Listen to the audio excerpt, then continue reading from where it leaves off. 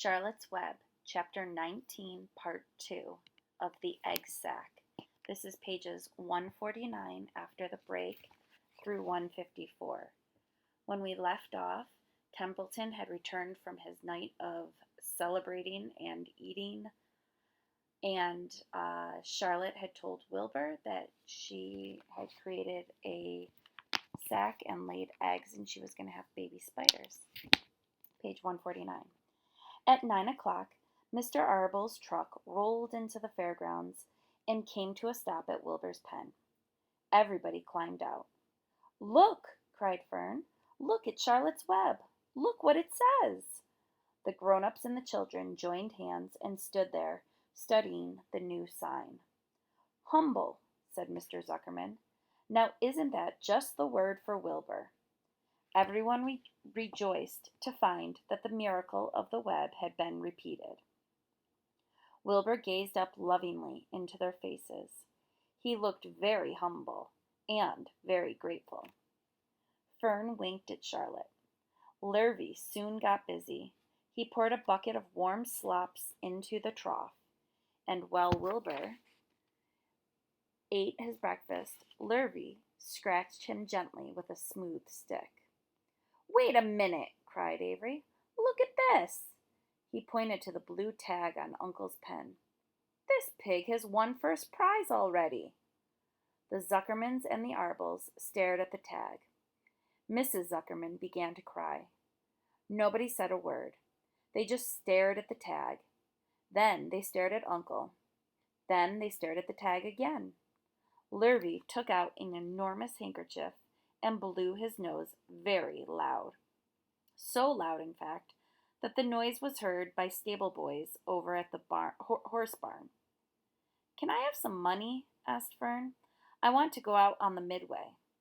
"You stay right where you are," said her mother. Tears came to Fern's eyes. "What's everybody crying about?" asked Mr. Zuckerman. "Let's get busy. Edith, bring the buttermilk." Mrs. Zuckerman wiped her tears with her handkerchief. She went to the truck and came back with a gallon jar of buttermilk. "Bath time," said Zuckerman cheerfully. He and Mrs. Zuckerman and Avery climbed into Wilbur's pen. Avery slowly poured buttermilk on Wilbur's head and back, and as it trickled down his sides and cheeks, Mr. and Mrs. Zuckerman rubbed it into his hair and skin. Passers-by stopped to watch. Pretty soon, quite a crowd had gathered. Wilbur grew beautifully white and smooth. The morning sun shone through his pink ears. "He isn't big as that pig next door," remarked one bystander, "but he's cleaner. That's what I like."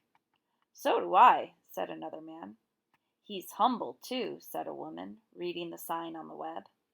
Everybody who visited the pig pen had a good word to say about Wilbur. Everyone admired the web, and of course nobody noticed Charlotte. Suddenly a voice was heard on the loudspeaker. "Attention, please," it said. "Will Mr. Homer Zuckerman bring his famous pig to the judge's booth in front of the grandstand? A special award will be made there in 20 minutes. Everyone is invited to attend. Crate your pig, please, Mr. Zuckerman, and report to the judge's booth promptly." For a moment after this announcement, the Arbels and the Zuckermans were unable to speak or move. Then Avery picked up a handful of straw and threw it high in the air and gave a loud yell. The straw fluttered down like confetti into Fern's hair. Mr. Zuckerman hugged Mrs. Zuckerman.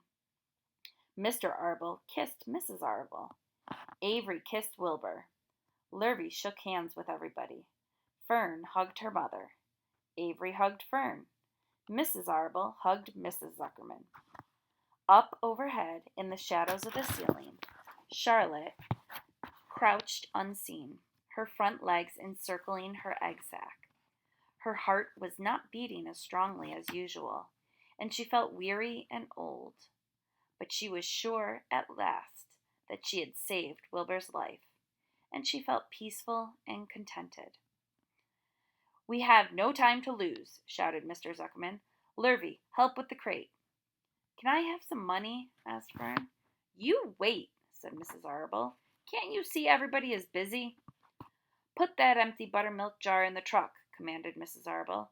Avery grabbed the jar and rushed to the truck. Does my hair look all right? Asked Mrs. Zuckerman. Looks fine, snapped Mr. Zuckerman, as he and Lurvy set the crate down in front of Wilbur. You didn't even look at my hair, said Mrs. Zuckerman. You're all right, Edith, said Mrs. Arable. Just keep calm. Templeton, asleep in the straw, heard the commotion and awoke. He didn't know exactly what was going on, but when he saw the men shoving Wilbur into the crate, he made up his mind to go along. He watched his chance, and when no one was looking, he crept into the crate and buried himself in the straw at the bottom. All ready, boys? Cried Mr. Zuckerman. Let's go! He and Mr. Arble and Lurvy and Avery grabbed the crate and boosted it over the side of the pen and up into the truck. Fern jumped aboard and sat on top of the crate. She still had straw in her hair and looked very pretty and excited. Mr. Arble started the motor.